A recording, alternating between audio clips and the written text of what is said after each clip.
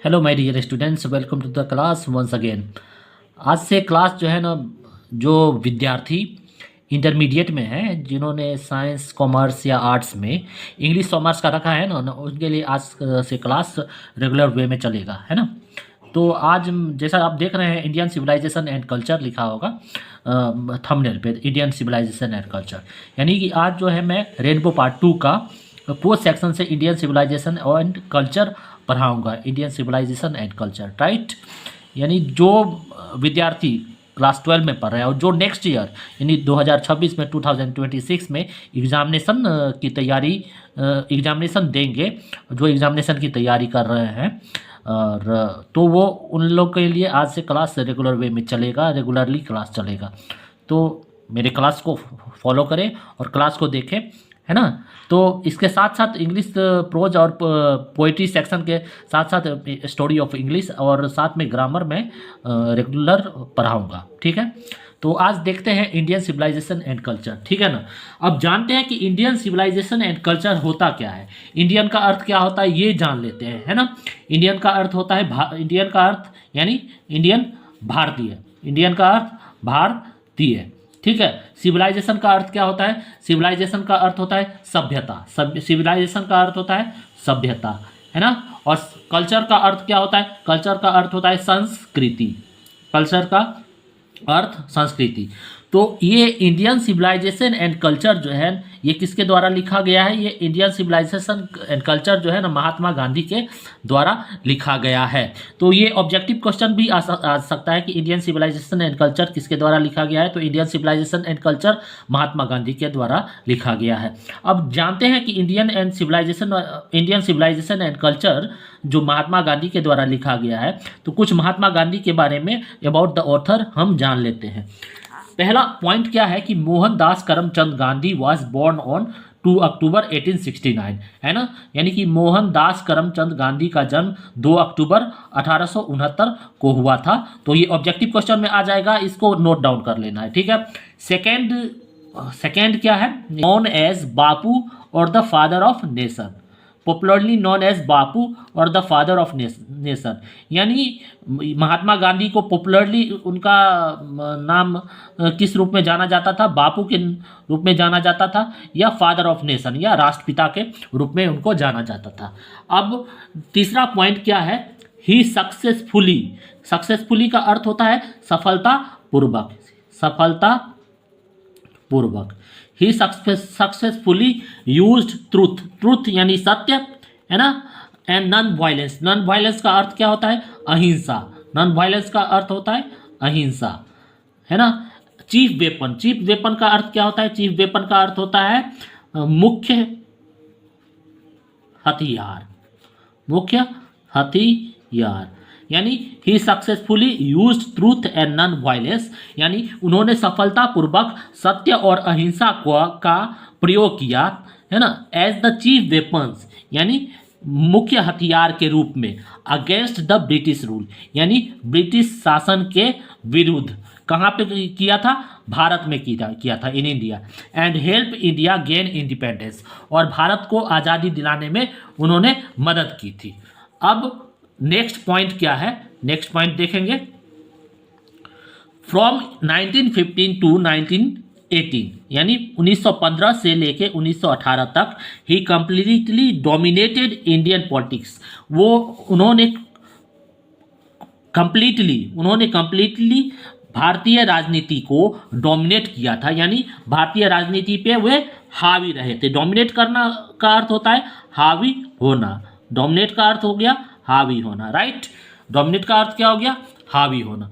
यानी वो भारतीय राजनीति पे हावी हुए थे। कब से कब तक? 1915 से लेके 1918 तक भारतीय राजनीति में वो हावी रहे थे। अब आगे का पॉइंट है, he died at the hands of A fanatic. Fanatic का अर्थ क्या होता है? फैनेटिक का अर्थ होता है कट्टर। फैनेटिक का अर्थ होता है कट्टर। तो he died at the hands of a fanatic on 30 जनवरी 1948, यानी वो 30 जनवरी 1948 को एक कट्टर के हाथों मारे गए थे। तो वो कट्टर कौन था? वो कट्टर था नाथूराम गोडसे, राइट। अब नेक्स्ट पॉइंट देखते हैं। Next, his autobiography. ऑटोबायोग्राफी का अर्थ क्या होता है? ऑटोबायोग्राफी का अर्थ होता है आत्मकथा। तो उनका आत्मकथा क्या था? His autobiography my experiments with truth. उनकी आत्मकथा का नाम था माय एक्सपेरिमेंट्स विथ ट्रूथ। उनकी आत्मकथा का नाम था my experiment with truth and the numerous articles that he wrote for young India. और कई आर्टिकल, है ना, बहुसंख्यक आर्टिकल, यानी कई लेख उन्होंने यंग इंडिया के लिए लिखा था। कई लेख उन्होंने किसके लिए लिखा था? यंग इंडिया के लिए लिखा था। तो ग्राफी का क्या नाम था? उनका ऑटोबायोग्राफी का नाम माय एक्सपेरिमेंट विथ ट्रूथ था। और उन्होंने कई लेख जो है ना किसके लिए लिखा था? यंग इंडिया के लिए लिखा हुआ था। तो ये ऑब्जेक्टिव में आ जाएगा, राइट। फैनेटिक का अर्थ होता है कट्टर, FANATIC, फैनेटिक यानी कट्टर, राइट। अब इंडियन सिविलाइजेशन एंड कल्चर का लाइन बाय लाइन इसका हिंदी अर्थ समझते हैं। Indian civilisation and culture, okay, ठीक। अब क्या है कि आई बिलीव, पैराग्राफ 1 में है, पैराग्राफ 1 पढ़ रहे हैं। आई बिलीव, मैं मानता हूं, मैं विश्वास करता हूं, दैट द सिविलाइजेशन यानी सभ्यता, that the civilisation India has evolved is not to be beaten in the world, is not to be beaten in the world. Evolve का अर्थ होता है विकसित होना। इवॉल्व, EVOLVE, इवॉल्व का अर्थ होता है विकसित होना। इवॉल्व का अर्थ होता है विकसित होना, है ना। आई बिलीव, मैं मानता हूं, मैं विश्वास करता हूं, that the civilisation India has evolved is not to be beaten in the world, यानी भारत ने जो सभ्यता विकसित की है, या भारत में जो सभ्यता विकसित हुई है, उसको विश्व में कभी कहीं हराया नहीं जा सकता, है ना। उसको विश्व में हराया नहीं जा सकता जो भारत में सभ्यता विकसित हुई है। That the civilisation India has evolved is not to be beaten in the world. Nothing can equal the seeds sown by our ancestors.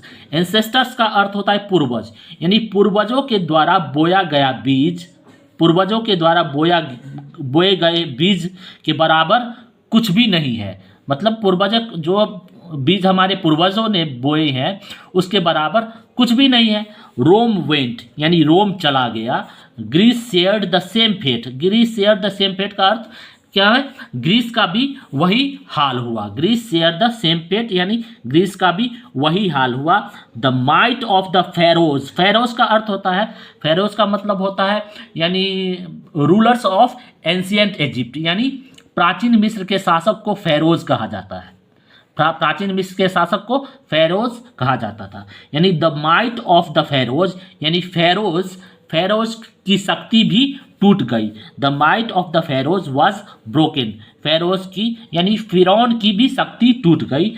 Japan has become westernised, यानी Japan has become westernised, Japan has become westernised, यानी Japan भी जो है ना पश्चिमी देशों के जैसा हो गया था, यानी उन्होंने पश्चिमी सभ्यता अपना ली थी, जापान ने भी। ऑफ चाइना यानी चाइना के बारे में, of China nothing can be said, कुछ भी नहीं कहा जा सकता है। ऑफ चाइना यानी चाइना के बारे में कुछ भी नहीं कहा जा सकता है। बट इंडिया इज स्टिल, लेकिन भारत अभी भी, बट इंडिया इज स्टिल, लेकिन भारत अभी भी साउंड एट द फाउंडेशन, यानी अपने नींव पर अड़ा हुआ है। फाउंडेशन का अर्थ होता है नींव, तो अपने नींव पे अड़ा हुआ है, ठीक है। द पीपुल ऑफ यूरोप, यानी यूरोप के लोग, people of Europe learn their lesson from the writing of the man of Greece और रोम, यानी ग्रीस या रोम के लोगों के राइटिंग से, लोगों के लेखनी से, लोगों के लेखन से सबक लेते हैं। क्या सबक लेते हैं? Which exist no longer in their former glory, which exist no longer in their former glory का अर्थ जो अपने पूर्व के गौरव में मौजूद नहीं है ना, जो अपने पूर्व के गौरव में मौजूद नहीं है। Trying to learn from them, उनसे सीखने की कोशिश में, in trying to learn from them, यानी उनसे सीखने की कोशिश में, द यूरोपियंस इमेजिन, यानी यूरोपियन इमेजिन करते हैं, यूरोपियन कल्पना करते हैं। क्या कल्पना करते हैं? They will avoid the mistakes of Greece and Rome, यानी वे कल्पना करते हैं कि वो ग्रीस और रोम की गलतियों को नज़रअंदाज कर देंगे। Such is their pitiable condition, ऐसा उनका दयनीय स्थिति है। पिटिएबल का अर्थ होता है दयनीय। ठीक है, अब आते हैं पैराग्राफ 2 पे, इसको लाइन बाय लाइन समझने की कोशिश करते हैं। ठीक है, अब है in the midst of all this. In the midst of all this का अर्थ क्या हुआ? In the midst of all this का अर्थ हुआ इन सब के बीच में। In the midst of all this यानी इन सब के बीच में। इमोवेबल, इमोवेबल का अर्थ होता है अचल, मतलब इन सभी के बीच में भारत अचल है। And that is her glory, और यह उसका गौरव है। ग्लोरी का अर्थ होता है, ग्लोरी का अर्थ होता है गौरव, गौरव। ग्लोरी का अर्थ होता है गौरव या वैभव, है ना। In the midst of all this, इन सब के बीच में, इंडिया रिमेन्स इमोवेबल, भारत अभी भी अचल है। And that is her glory, और यह उसकी गौरव है, यह उसका गौरव है, यह उसका क्या है? वैभव है। It is a charge against India. Charge का अर्थ होता है आरोप, चार्ज का अर्थ होता है आरोप। It is a charge against India, यह भारत के विरुद्ध आरोप है। यह क्या है भारत के विरुद्ध आरोप? दैट हर पीपुल, कि उनके लोग are so uncivilised. Uncivilised means होता है असभ्य। इग्नोरेंट, इग्नोरेंट का अर्थ होता है अज्ञानी। एंड स्टॉलिड, स्टॉलिड का अर्थ होता है मंद बुद्धि।